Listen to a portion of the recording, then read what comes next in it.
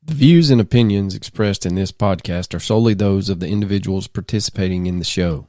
All persons described or mentioned in the podcast should be considered innocent until proven guilty in a court of law.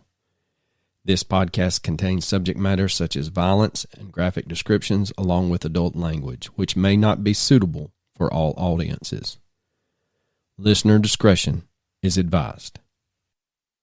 On January 24th, 1984, a 19-year-old leaves to go to college, but seemingly disappears. For 10 years, the family thinks he's simply a missing person, but the truth defies explanation. You're listening to the Mysterious Brews podcast, and tonight we bring you the case of Tim Molnar.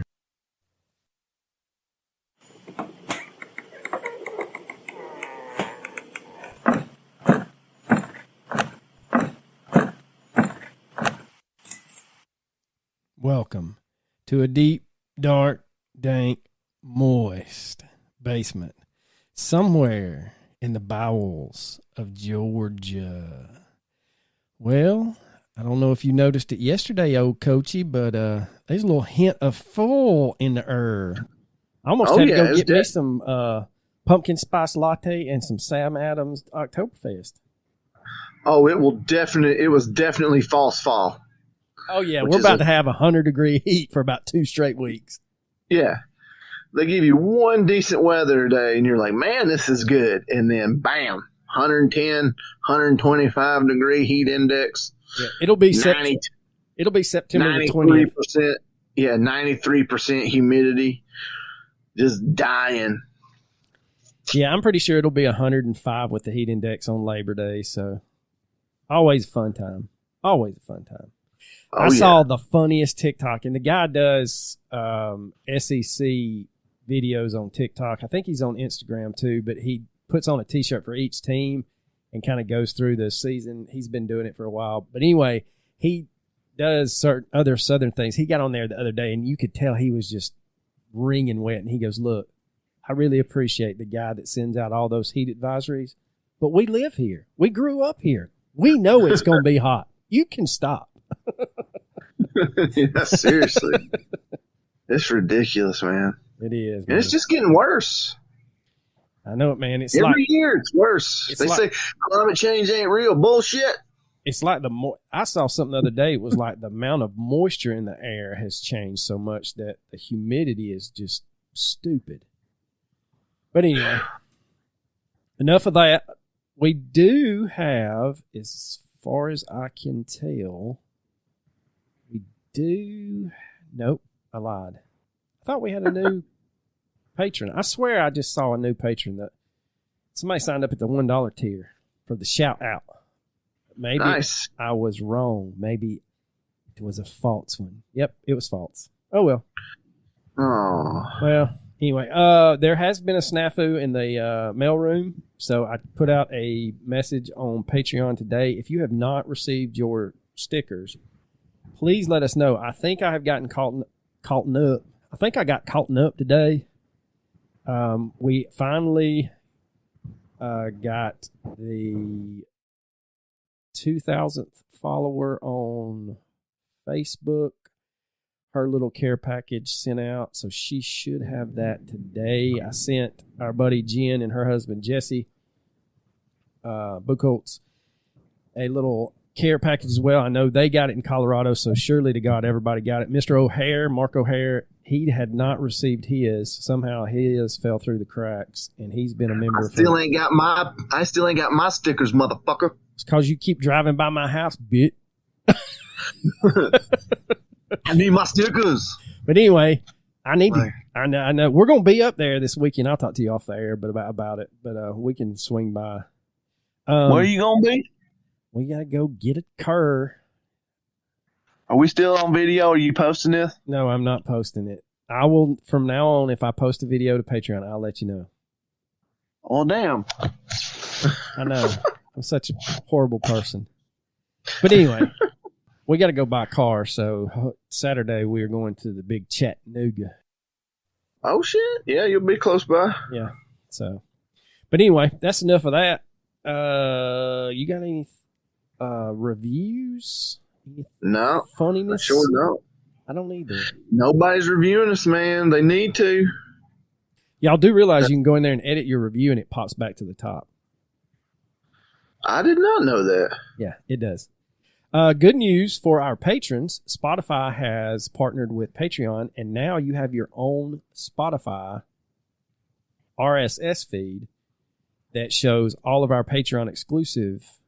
So when we drop it on Patreon, it shows up on your Spotify app. So whoopity, look at that.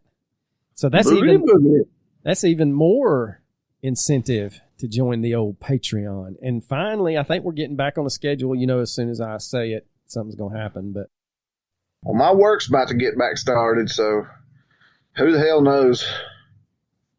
Welcome to the salt mines, brother. I've been here for a month. But anyway, all right, so let's get into this one. This is... Well, we are back on our true crime kick to make our fans, our loyal true crime fans, happy. I'm sure they enjoyed our 200th episode last week with the Bigfoot. Maybe they didn't give up on us. Well, Mr. O'Hare said today when he told me that he had not received his stickers that we should do more Bigfoot. And I was like, I like the way you think, brother. I completely agree. Now, that episode has only been out for 2 days as we are recording right now, and we already have 275 listens, downloads, plays, whatever. So, and only 4 complaints.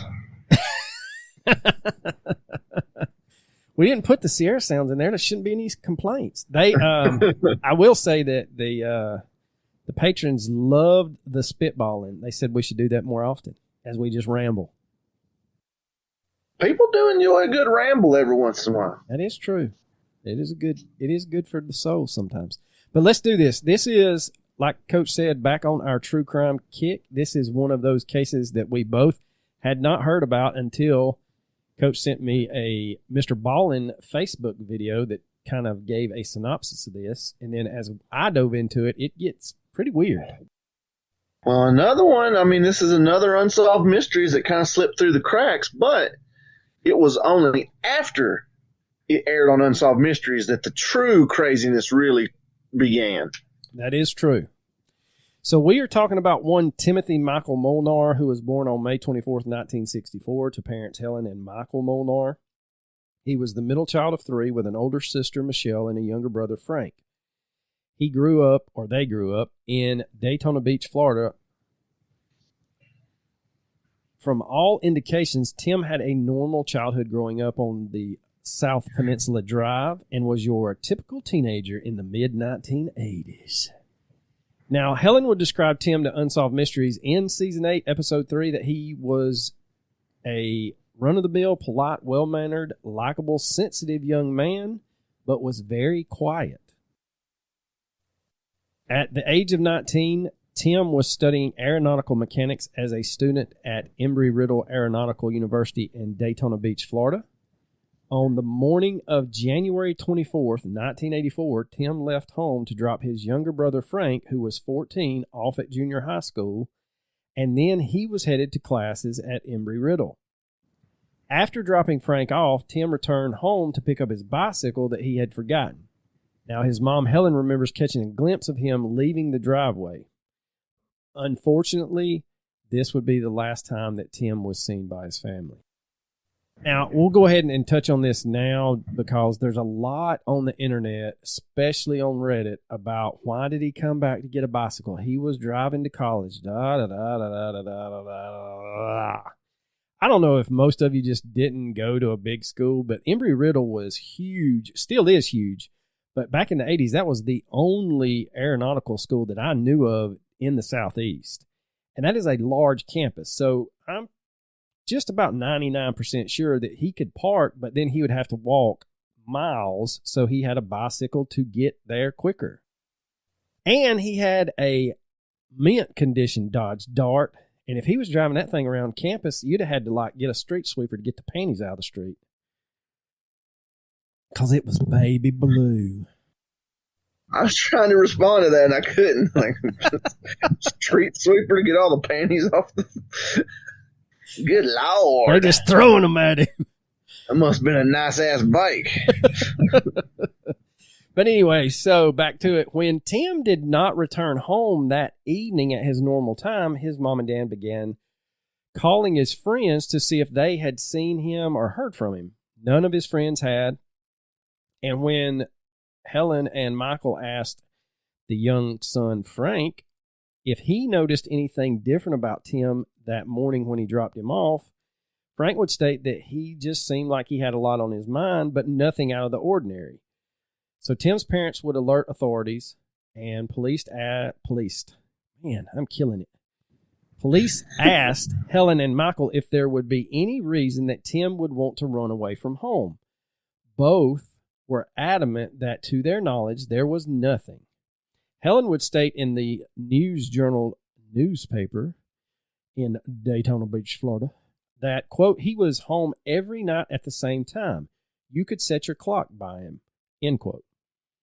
Later in the evening of January 24th, the Molnar home would receive 2 telephone calls they believe were long distance, but nobody answered despite the repeated hellos.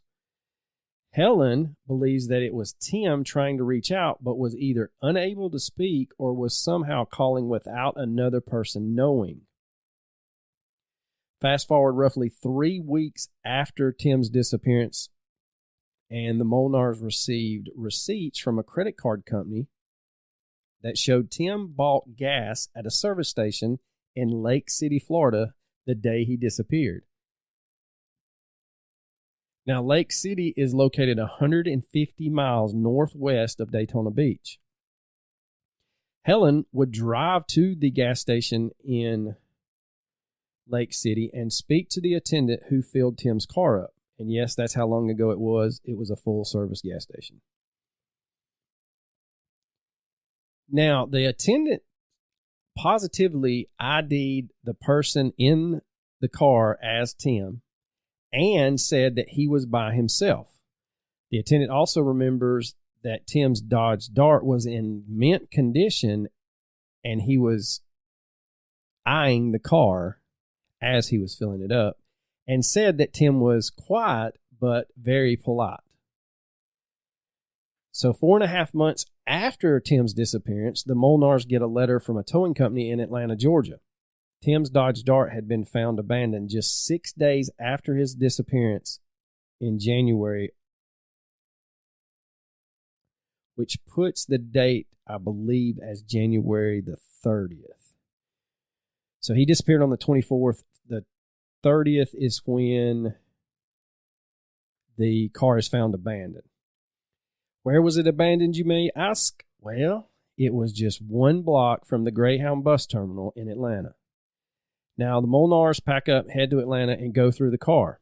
In it, they find Tim's wallet, his driver's license, another identification, which I'm assuming is his student ID, and the family's credit card. Other than those items, the car had been stripped of Tim's expensive aeronautical mechanics tool set, a new stereo that Tim had put in the car, and his red 10-speed bicycle. Tim's father, Michael, stated that this led him to believe that Tim was attempting to change his identity, which I found was odd in the Unsolved Mysteries episode for the father just to say, well, it seemed to me like he was trying to leave.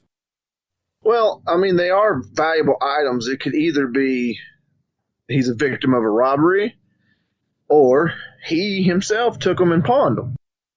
That could be just the dad assuming the best, trying to, not think negatively. I would rather think that my son, wouldn't you? Well, he just ran off to start a new life rather than he was robbed and killed.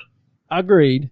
And that's one thing that I was going to say. One of the theories online is that he had pawned all of those belongings to buy a bus ticket to start a new life. Now, Tim's mom would state that she just had this mother's intuition that that was not the case and foul play was somehow involved. Now, the thing with Tim running off and starting a new life is he didn't take any clothes with him other than what he had on, but he did withdraw all of the money from his savings account except $10. And his brother, his father, I don't know if the mom said it, but I know the father and the brother said that the $10 to them felt like, I'll be back. I don't know why, but that's what they said. I mean, it's just $10. Maybe where he went only gave 20s, and it just happened to be. No, I mean, I'm being serious. Like, don't laugh at me. Don't laugh at my theories. No. I'm not laughing at your theories, but it's 1984. I'm pretty sure ATMs are not, they're not as prevalent as they are now. I'm thinking he went to the bank. Maybe. I don't know. Hey, you may be onto something. Maybe. I'm looking it up. When were ATMs invented? Well, probably like 1965 now that you say it. But anyway, Tim's case would re-air on Unsolved Mysteries on January 31st, 1996. They were invented in 1960. See, I told you. I knew it was going to be like a whole 2 decades before. So he could have easily went to ATM. You don't know. I think back in the 80s, them ATMs was attached to the bank, though.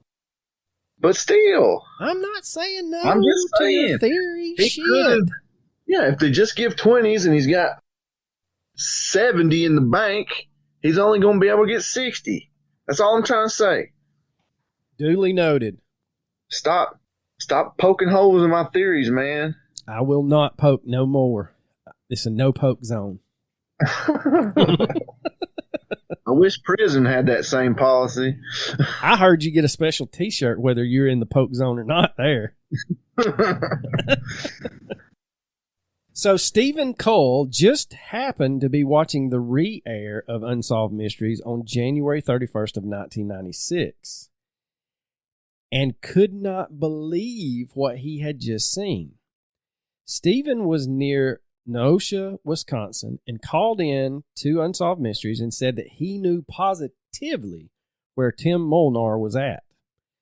He goes on to tell Unsolved Mysteries that in 1986, he was walking through a pine plantation near Merton, Wisconsin, and he had come to a clearing in the forest that was completely flat except for a lump near the center. Stephen approaches the lump in question and notices that it was a huge block of ice. So curiously, Stephen brushes the snow off the ice and is startled to see inside the block of ice a dead body of a young man. Stephen would leave the area immediately and call the police. Authorities would arrive and remove the body from the ice, and they were stumped when they could not find any identification on the body. The only thing they find is a rusty set of keys.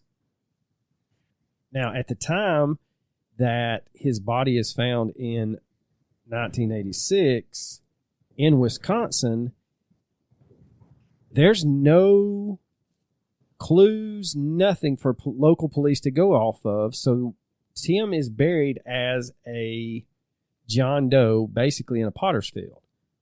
And the authorities just move on. Stephen, however, could not move on as easily. He would. Yeah, well, I mean, if you're not used to seeing dead bodies, that's not your profession. It's going to stick with you. Right. And he said that he just could not get the picture of Stephen in that block of ice out of his mind. As he's watching the Unsolved Mysteries segment, he was shocked at a picture of Tim that was aired and immediately recognized the picture or the clothes on Tim in the picture as the same clothes on the body in the ice. So Florida investigators would head to Wisconsin and exhume the body, and through testing, it was confirmed that the body in the ice was that of Tim Molnar. Some sites say dental records, some sites say DNA. Whatever they used, they confirmed without a shadow of a doubt that the body in the ice was Tim's. Now, during the exhumation... It is pretty crazy that, I mean, it would probably stick with us too, but he remembered the exact clothing for 10 years and then they just happened to show the picture. They had him in the same clothes. That's just wild. Yeah, the odds of that happening are astronomically small. But during the exhumation of Tim's body, a coroner did state that despite the time that had passed since Tim was buried, he could find no trauma to Tim's body, and no cause of death was ever determined. Going back to the rusty keys that were found on Tim's body, One of them was the key to the Molnar's front door. And I believe once authorities from Florida got to Wisconsin, they called Helen and asked her to mail a copy of the house key to the Wisconsin authorities. And by the time it got there, it was a match to one of the rusty keys. What is not discussed is whether the other keys on there matched the Dodge Dart or anything else that Tim owned. Now, that is basically the whole story. What we get into now is some craziness, some questions, and some theories. Is that not crazy enough for you? Oh, it gets weirder. I can guarantee you. Oh. Now, I could not find in my research an autopsy report, and despite my trying, I decided not to repeat my autopsy for this man, like on 18 different search engines like I did with the uranium poisoning thing. Well, they said the cause of death couldn't be determined. That's what I found in my research. Right. And cause of death and so, time of death was not ever divulged. Now, the other thing is, ice is going to screw up the time frame anyway. But I mean, just the fact that he was frozen solid and you can't determine the cause of death. I mean, that's pretty weird because it would preserve a lot of things. Well, and the other thing that I had a question about was his clothes. Did they keep the clothes in evidence? I don't think they did because, again, I can't find anything about that.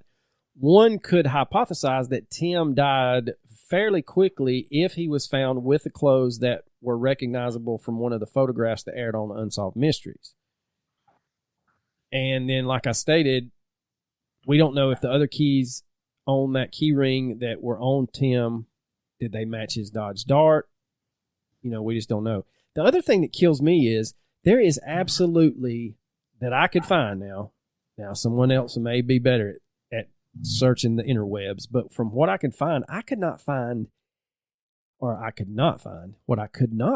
was any discussion from Florida authorities or Wisconsin authorities that would match finding a body. Like, I couldn't find newspaper clippings in Wisconsin stating that a John Doe had been found in a block of ice. I couldn't find anything from Florida saying that they were investigating Tim's death. There was no press releases from authorities when the car was found or the gas attendant. And there's no police interviewed on the Unsolved Mysteries episode.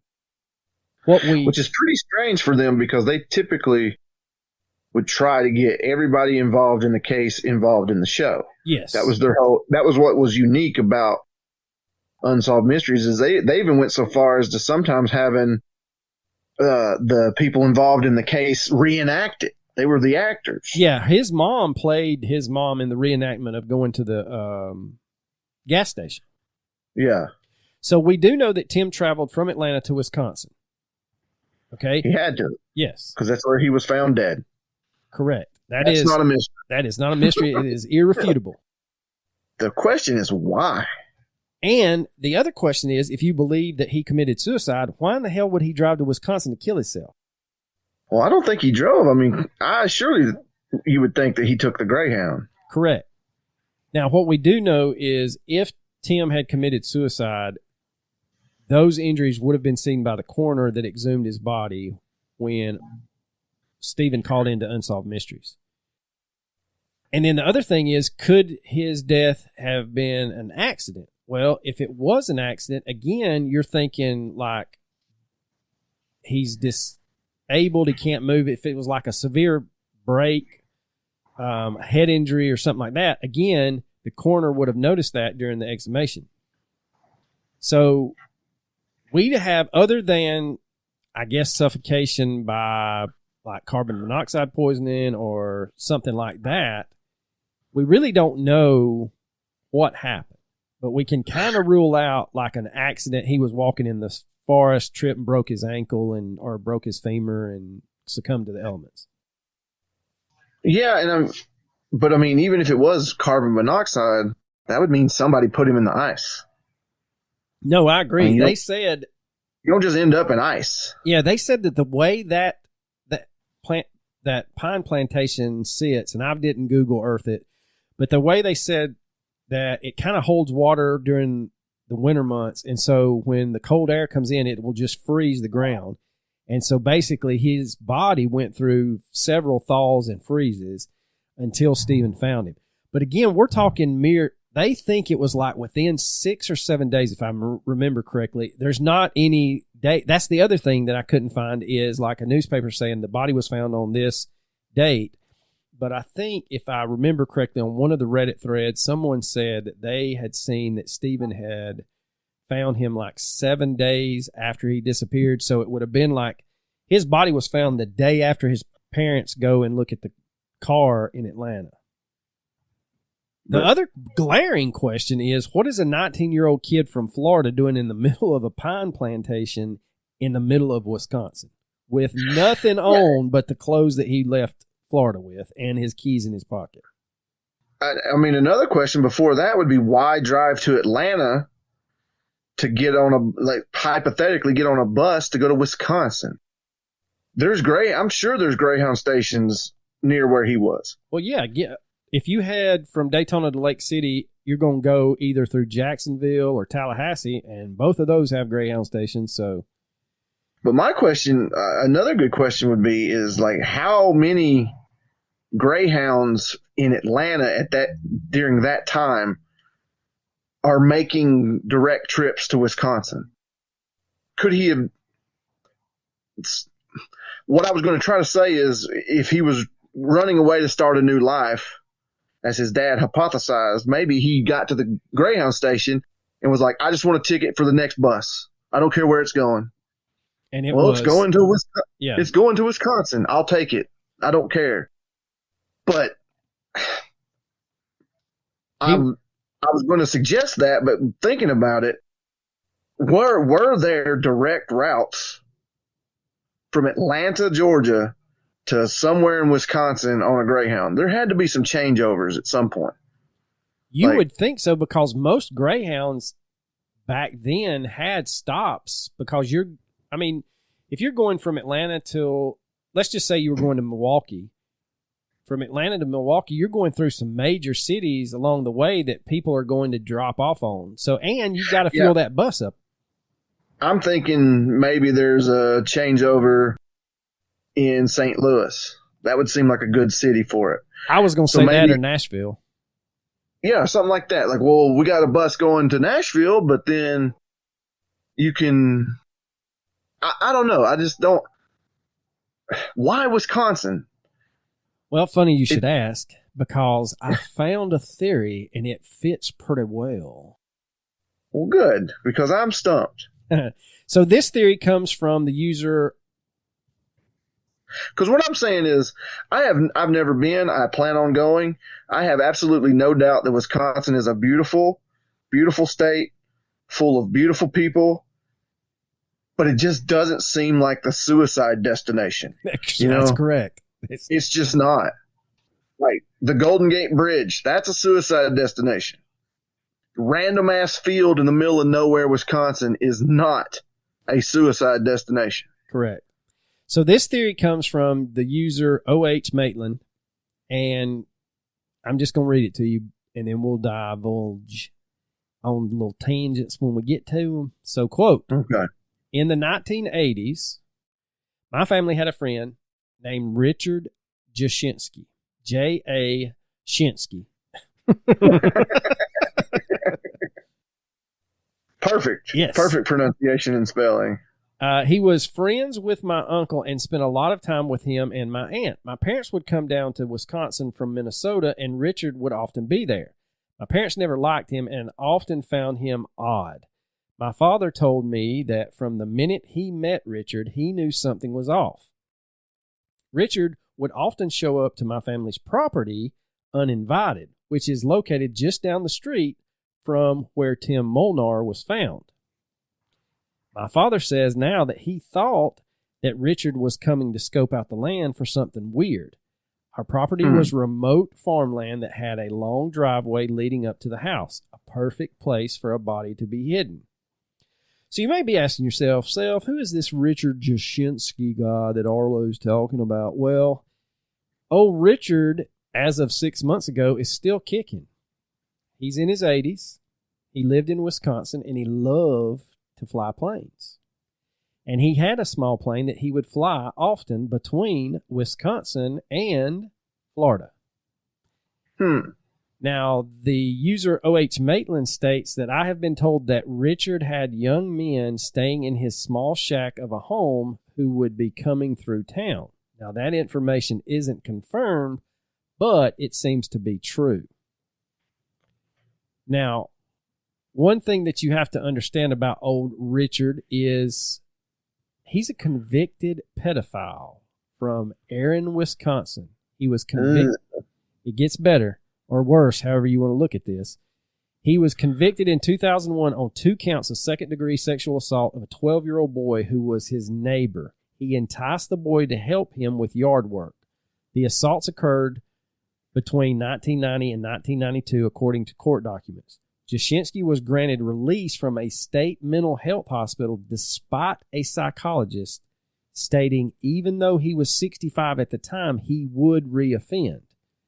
Upon his release, old Richard moved to 10801 West Sequoia Drive in Sun City, Arizona, where he is currently registered as a sex offender at the ripe old age of 80. Yeah, but Tim was 19. I know. Hold on. It's getting better. Okay. It's getting better. Okay. All right. I'll let you finish. I'm going to let you finish. Get you another sip off that big gulp and another handful of popcorn because I'm gonna reel your big ass in. Now, this is the user from Reddit speaking again. The thing that I find odd in these two people together is this. Even though Tim Molnar was technically of age, the fact that he was from Florida, where Richard would often be, then found less than a mile from where he would spend a lot of his time, and for Richard to be arrested in 2001 for sexual assault of a child seems to be too odd of a coincidence to ignore. Stephen Cole, the man that found Tim's body and called Unsolved Mysteries, lived across the street from the user's aunt and uncle's house. His family has been their neighbors for many years. The fact that Richard would spend a lot of his time showing up to my family's property uninvited across the street from the man who found Tim's body also seems to be an odd coincidence. He goes on to state, I will say back in 2019, my brother and I put all this information on the internet. We posted on Unsolved Mysteries, My Favorite Murder, and other Reddit pages. We contacted the Milwaukee Homicide Division, sent the information to the FBI, but nothing was ever done about it. Now, the information that they submitted to authorities is as follows. Quote, I have family in Wisconsin. When we are driving past a park area, my father remarks how family friends found a skeleton known as the Monch's skeleton while looking for shed antlers. Later, while watching Unsolved Mysteries covering the disappearance of Tim Molnar, Richard, makes the the family friend, makes the connection to the unidentified body he found years before. This is Stephen Cole. Tells law enforcement, and lo and behold, it's Tim Molnar. My father remarks how he always suspected a former friend of his brother-in-law's, which is my uncle, of committing the crime because he was a creepy guy and was convicted of second-degree sexual assault against a child in 2001 and lived in the same town. My sister and I are like, what the fuck, and ask him if he ever tipped off law enforcement. He's like, well, no, we can't believe it, but the evidence isn't really beyond the fact that Richard is a pedo at this point. But we are headed to my uncle's, who knew this man better than my father. This man's name is Richard Joseph Jashinsky. And as we ask more and more questions of our uncle, the more damning the picture becomes. Dick, as he was known, I wish I had the laugh track because I would have inserted it. Was a strange man who lived nearby in a barn-like shack where he would often let young male drifters crash, rotating through. From this shack, he was also a poacher, killing animals illegally and surviving off of them. My uncle remembers how he tried to burn the bones of the animals he would poach in a furnace to hide the poaching and failed miserably, and then he began looking for other methods of disposal. He also would leave in the winter to fly to Florida, where he had a plane and would often fly back and forth, but would often drive down and fly out. Tim disappeared in January 1984 from Florida, leaving his car at a Greyhound station, taking a bike with him that was found with his body all the way in Wisconsin. That right there, I'm going to stop reading what they sent to law enforcement. That right there was not said anywhere else. It's not on Unsolved Mysteries, nothing. What that guy just said was, not only did they find Tim Molnar they found him in a block of ice, but they found his 10-speed bicycle near the body. Now, I don't know how true that is, but this is what this user on Reddit is stating. So he goes on to state, like I said, he was later convicted of pedophilia in 2001 and had infiltrated a Christian boys and girls club. He would also take long, unannounced walks on my family's property, making me wonder what he was really up to. I'm trying to remember more. I have a feeling I've forgotten a super creepy piece of the Florida connection, but wanted to put this out there for my conscience and for Tim Molnar's family. If this guy, Jashinsky, had something to do with it, then I have to say something. But oddly, when I contacted my aunt, she said she wanted nothing to do with it and not to use her name when I called the FBI. And my uncle has sort of been defensive when I ask him questions about it, but I think he's dealing with guilt from being friends with Jashinsky and not realizing he was a pedophile. And like I said, my father literally had all the info and never reported it, end quote. Wow. Now, in the thread on Reddit, someone asked user OH Maitland if he posted his info on the Reddit thread Unresolved Mysteries, which is one of the bigger true crime boards on Reddit. OH Maitland responds, quote, I tried, but they removed it. I was told it went against community guidelines. I tried to dispute it, but they won't let it on, end quote. Now, when I got on there, it is on there, but you have to look for it in a weird way. One of the thread's rules is no speculation and no naming of names without evidence. So I'm wondering if that's why they kicked it the first time, is because this is all circumstantial evidence. Could or could not be. Now, here's another little nugget that'll make you go, Tim was studying to be an aircraft mechanic. It is very plausible that Richard used Embry-Riddle to service his airplane when he wintered in Florida. It is also plausible that he could have befriended Tim and used the guise of helping fix his plane. Jashinsky is described as being a cheap, eccentric, and might not want or afford to pay a real mechanic, so he would use the school's mechanics in training. That makes sense. Yes. That makes a lot of sense. Tim's expensive airplane tools were missing from the car when it was found in Atlanta. Just about every trade worker marks their tools in case of theft. Some of those tools might still be around the airfield that is close to where Tim's body was found, or could Richard have held on to one of the tools as a trophy? So this is all on Reddit. And then about halfway down from this guy posting all this stuff, a user, which I love this user handle. It's top 10. User PB&J _ comes in. What? PB&J again? Yep, PB&J again. One of my favorites. So he comes on and says, quote, I'm seeing in the 2017 post you had a theory that he got on a Greyhound and came to Wisconsin because that's where his car was found near the Greyhound station in Atlanta. But what are your thoughts on this? I found an old article about the case that mentions he was found in a pine plantation. And looking at a satellite map of the area, I'm seeing an area of pines the article must be referring to, and I'm also seeing an airfield right next to it. I was able to find the area where Richard Jashinsky may have lived based on an internet search. I wonder if Jashinsky used the airfield back in the day and if there are any records of him using it. I also wonder if Jashinsky committed the crime in Florida, then parked the car near the Greyhound so that it looked like Tim Molnar ran away, and then flew him back to Wisconsin to dispose of the body, assuming Jashinsky is the perpetrator, of course. He asked the user OH Maitland what his thoughts are. Yeah, but if he was murdered, you'd think there'd be signs of it on the body. Yes. Again, yes.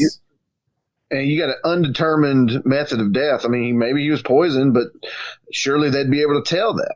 You would think. And that's another thing that's not available, and it may be in the case file in Wisconsin, was if a toxicology screening was done when they found his body. But like you said, that being frozen is going to hinder a lot of those tests.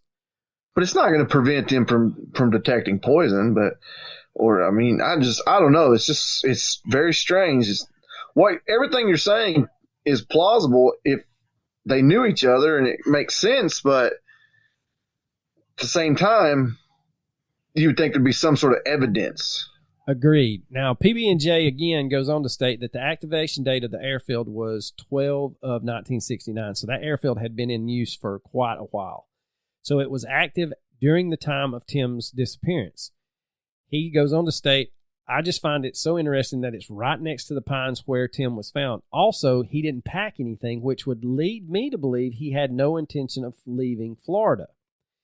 And then if you wanted to look, he's got some kind of AirNav website where he looked up the airfield in question.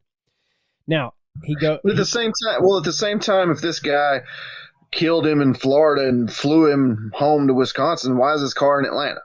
Now, I really, honest to God, don't think he killed him in Florida or Atlanta. I think he somehow used a guise to get Tim to drop his car off. And in the 80s, he could have flew out of the Fulton County or Cobb County Airport with a little Cessna. So depending on where in Atlanta this car was found, there's probably a little municipal airfield near that he was like, look, just park your car here. I'll come by and get you, and then we'll fly up to Milwaukee. That's what I'm thinking. Well, maybe, but why Atlanta? I mean, why there? Again, that makes no sense because the same thing could have been done. He could have flown out of Daytona. He could have flown out of Tallahassee, Jacksonville, any of those. So Macon. Hell, there's a ton of places between Daytona and Atlanta that he could have flown out of. Now, maybe he's thinking if he leaves the car in Atlanta, it would take a hell of a lot longer for them to trace it back to Tim's parents. I don't know. I'm just spitballing here. But anyway, so PB&J again looks up the weather for January 24th, 25th, and 26th in 1984, and he said it was a mild time of the year in Wisconsin with I think he said the lows were in the upper 30s. So I couldn't find a snow depth history. That airfield may have been clear enough to land on then. Obviously, if he was transporting a body, he wasn't going to land at Mitchell International or any other airport. Makes sense he would land on a private field, basically undetected. Maybe that just happens to be near his home and next to where the body was found. Well, we got mild weather in Wisconsin, yet we're going to find a body frozen solid in 6 days. In 6 days. Because they're hypothesizing that from the day he disappeared to the day his body was discovered was 6 or 7 days. Yeah. Wait, no, hold on. I take that back. They are saying that he was dead in 6 or 7 days. I think, if I remember correctly, Stephen Cole didn't find that body till 86. Correct. Okay, so that's 2 years. So that would occur. That would play into the thing. Whatever. All right. So that would mean that he was not in that ice. He was not there for 2 years because his body was found with the same clothing on. If you're put on ice in 84, you're going to thaw out, go through the entire summer, go the spring, summer, fall, and then the winter again, and then spring, summer, fall, and then winter again. Then you're going to be found. You're not going to be there.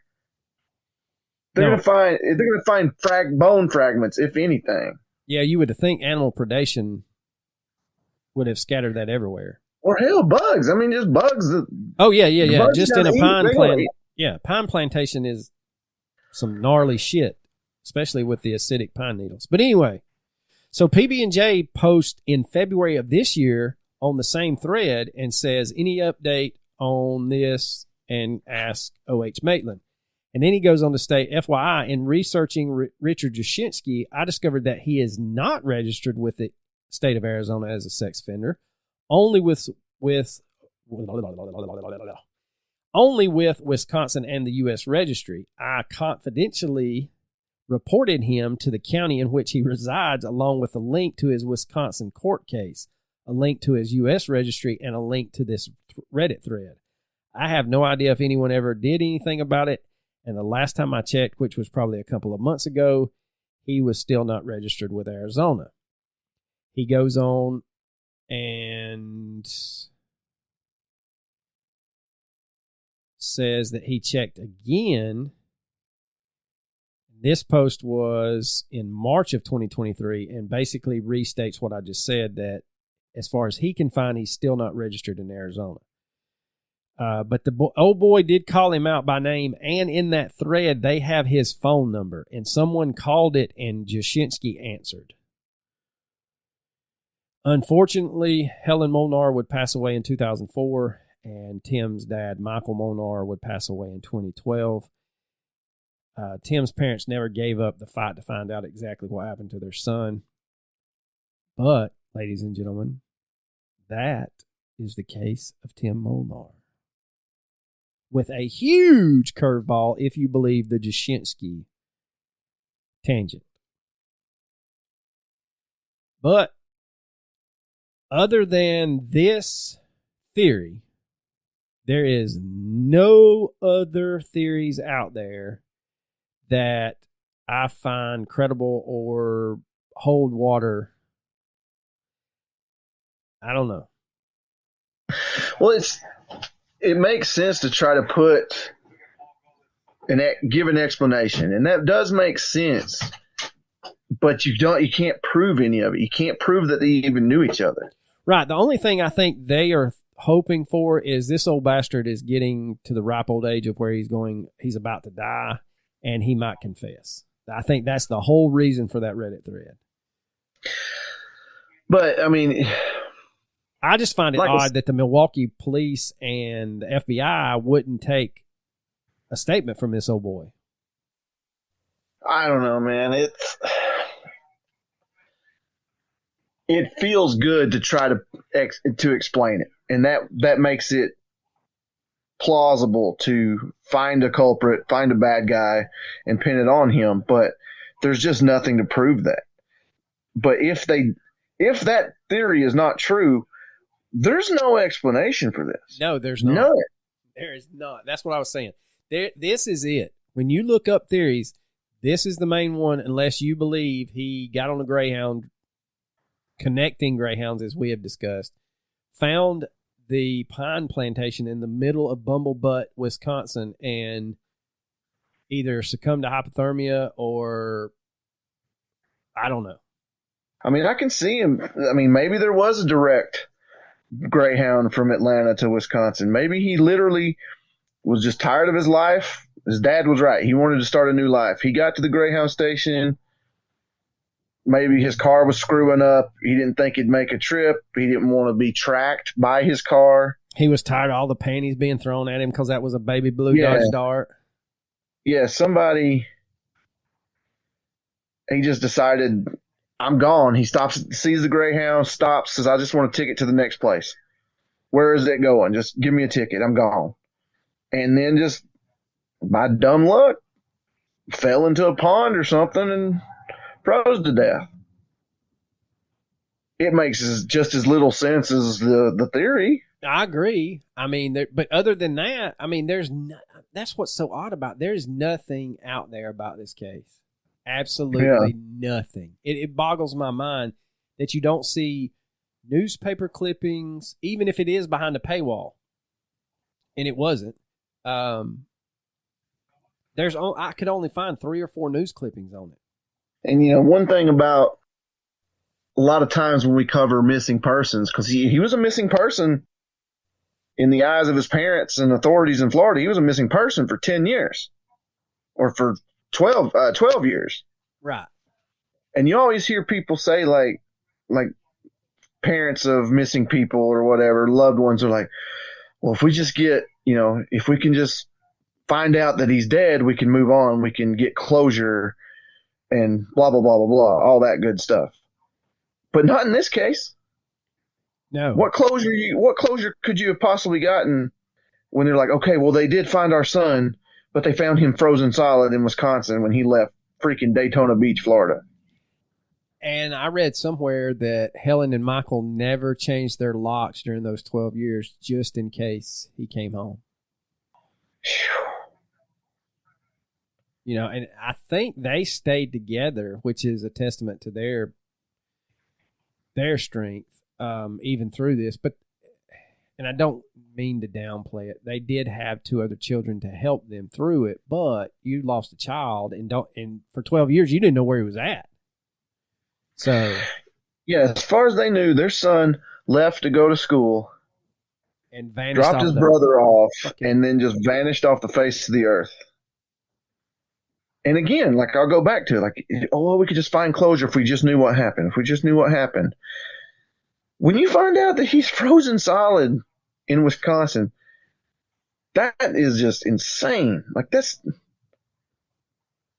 I couldn't imagine what they went through. And the fact that they died with no answers, it's so tragic.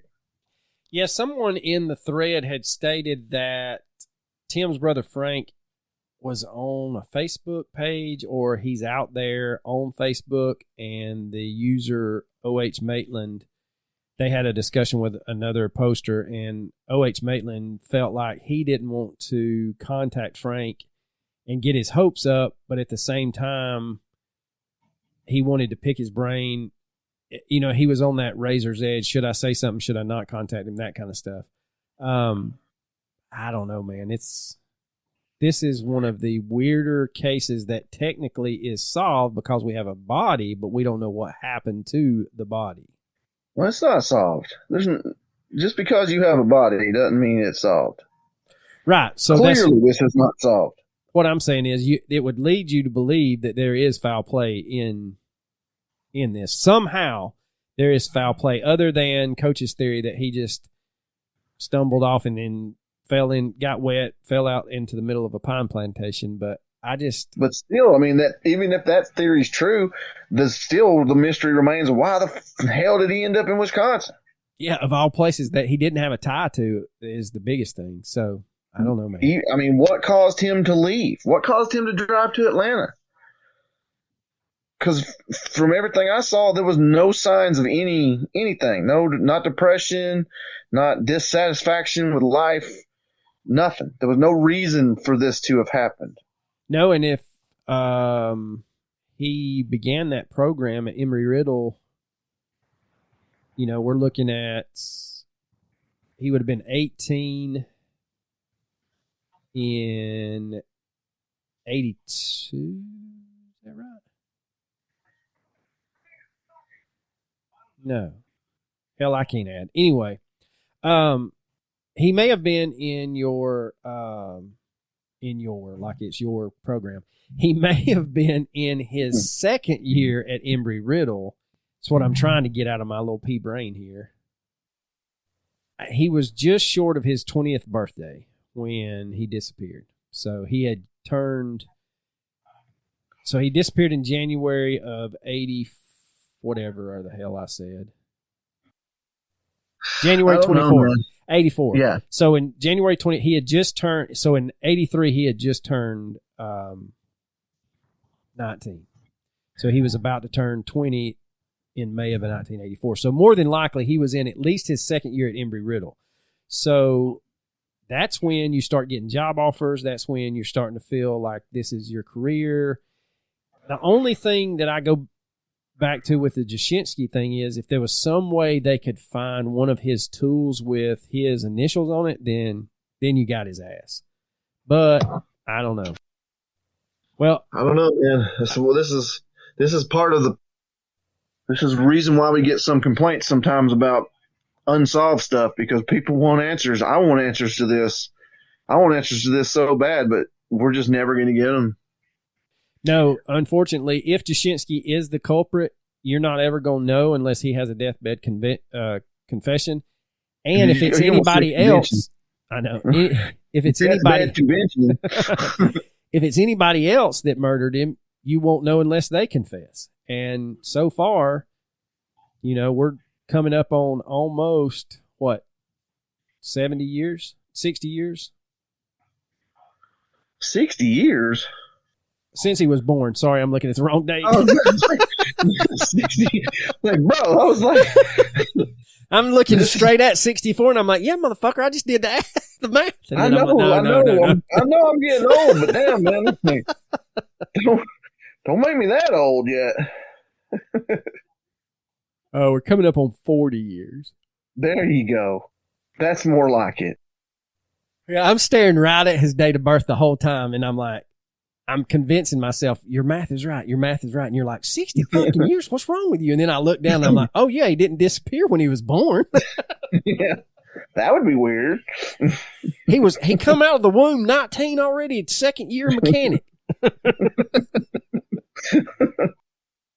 All right, so I don't have a theory. I think, like you said, that Jashinsky theory is plausible. I think mainly because that's the only working theory out there that you can kind of sink your teeth into. But like you pointed out, he could have easily just have stumbled into a bad situation and succumbed to the elements. I mean, I don't know. I mean, again, yeah, if he succumbed to the elements, why the hell was he in those elements? Right. The $1 million question is, why in the hell did you go to Wisconsin? Like I said before, it's just not, that is not a suicide location.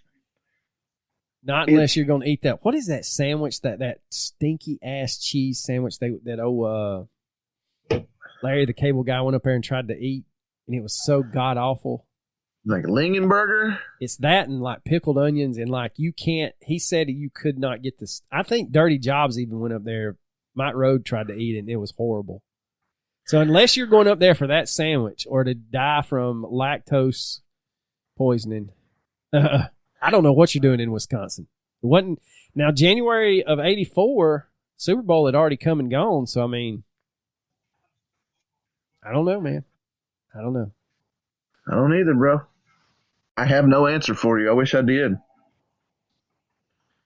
But I'm stumped. All right, so recommendations. My recommendation is going to be our website, mysteriousbrews.com, because Shepdog has decided to revamp the whole thing. It looks phenomenal. You can save the webpage to your phone and then pull it up and listen to our podcast straight from our website now.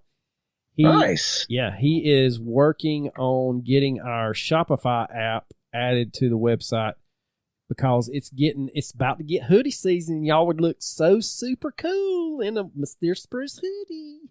I know. I still ain't ordered one. I need to. Well, don't order it now, because them bastards want to fight me about my tax documents. So it's kind of, the Shopify store's kind of in limbo right now. But if I can, I'm supposed to meet with Shepdog next week. We're going to hash out how to solve the Shopify problem, and we may be going to a whole new store. Look, they might want to fight you, but I'm just telling you, I can't blame them, because you got one of the most punchable faces I've ever seen in my life. I got a face only a mama could love. It's just like, every time I see you, I just want to punch you right in the face. Remind me when we get home to punch your mama right square in the mouth. Because there's no way you came from these loins. But Daddy. All right, so what's your recommendation? I'm going to recommend Justified, City Primeval. I've been watching it. It's pretty good. If you've ever watched Justified, you'll appreciate seeing Raylan Givens again. But if you've seen Justified, you will miss Boyd Crowder. But it's still pretty good. That's all I really got to recommend. I've been so damn busy this week. I've been moving and working and doing all kinds of stuff. I really ain't had much time to do anything. So I haven't discovered any new wild and crazy websites or YouTube channels or anything like that. So. Well, you heard it here first, ladies and gentlemen. The boy is tired. Y'all just let the boy rest. Dude, I swore if I ever moved again, I was going to hire somebody to move. But we didn't. But I can assure you, if we ever move again. Mark my words. I'm hiring 2 guys in a truck. Yes. Me and my wife have had the same discussion. I am too old to be moving that shit. So I'll box it up. You move it. Well, luckily we were downsizing and we didn't take like the couches or the beds or anything because we already had all that stuff. So we didn't even really do a lot of heavy lifting. We just did a lot of boxes. But man, after about 100 boxes, your body says no. Yeah, you're right. You're right. It sure does. All right, Coach. Well, you got anything else? You know I don't. Deuces.